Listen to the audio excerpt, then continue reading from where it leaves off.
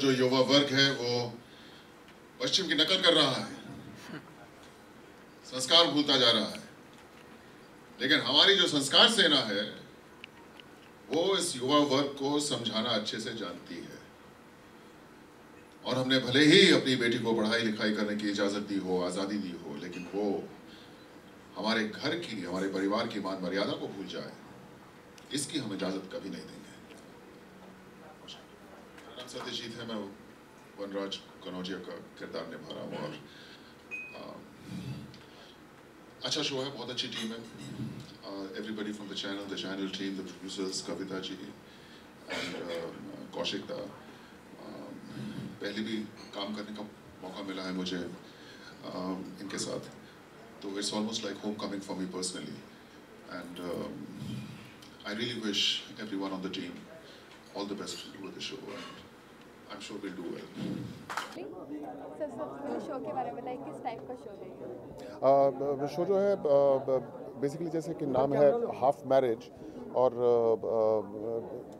Basic जो theme है वो ये है कि हमारे यहाँ पे जो संस्कार के नाम पर और कल्चर के नाम पर जो ज़ोर ज़बरदस्ती की जाती है, और ख़ास तौर पे एक युवा पीढ़ी के साथ, तो उसके चलते कुछ ऐसा होता है कि एक ज़बरदस्ती शादी करवाई जाती है और उस तरह से, तो वो पूरा का पूरा एक फैमिली ड्रामा है। और फैमिली ड्रामा के साथ साथ एक पैरेलल एक पॉलिटिकल अंडरटोन बहुत स्ट्रॉन्ग है कि आज की राजनीति में हम किस तरह से राजनीति का जो स्तर है वो गिरता चला जा रहा है, और लेकिन बहुत ही सोफिस्टिकेटेड और बहुत ही नुआंस के साथ उस राजनीति को पोर्ट्रे किया गया है। गंदगी को गंदगी की तरह नहीं दिखाया गया है, पर उसको एक बहुत शालीनता के साथ, और कैसे आप एक अपना खेल खेलते हैं राजनीति में, तो इस तरह से ये 2-3 ट्रैक्स जो हैं वो इकट्ठे चल रहे हैं। और जी, बात करें अगर आप कैरेक्टर, किस तरीके का कैरेक्टर प्ले कर रहे हैं? पॉलिटिशियन है, पावरफुल पॉलिटिशियन है, लोकल पॉलिटिशियन है जो बहुत एम्बिशियस है, अपने इमोशंस को कंट्रोल करना जानता है, कभी भी अपने उस तरह से इमोशंस को खुलकर नहीं बताता। सब किसी को समझ में नहीं आ सकता कि अंदर क्या चल रहा है, दिल और दिमाग के अंदर क्या चल रहा है। तो एक लार्जर पर्सपेक्टिव में हो सकता है कि शायद एक नेगेटिव एक शेड उस तरह से दिखाई दे, पर बहुत ही कन्विंसिंगली लिखा गया है किरदार को, और मुझे पर्सनली बहुत अट्रैक्ट किया वो शो के बारे में, इस कैरेक्टर के बारे में।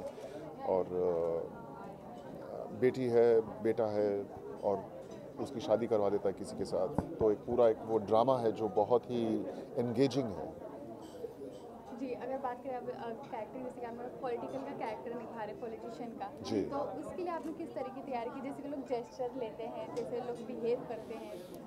सबसे बड़ी बात तो यह है कि जो जिस तरह से कैरेक्टर को और शो को कंसेप्चुलाइज किया गया है, उसमें जब एक अच्छे से अगर उसका कॉन्सेप्ट बना हो और उसको कंसेप्चुलाइज अच्छा किया हो, तो एक एक्टर का काम थोड़ा सा आसान हो जाता है दरअसल। तो बहुत ही खूबसूरती और नफासत के साथ और बहुत ही अच्छी तरह से लिखा गया है, तो एज एन एक्टर आपका आधा काम तो वहीं हो जाता है दरअसल, उसके आगे आपको कुछ करने की ज़रूरत नहीं होती। रही बात एक बॉडी पॉस्चर की या मैनरिज्म्स की या कुछ ऐसे, तो वो तो एक नेता वगैरह हम लोग देखते ही रहते हैं, तो थोड़ा सा एक अंदाज़ा रहता है कि किस तरह से, बट टिपिकल पेट्रियार्कल है, तो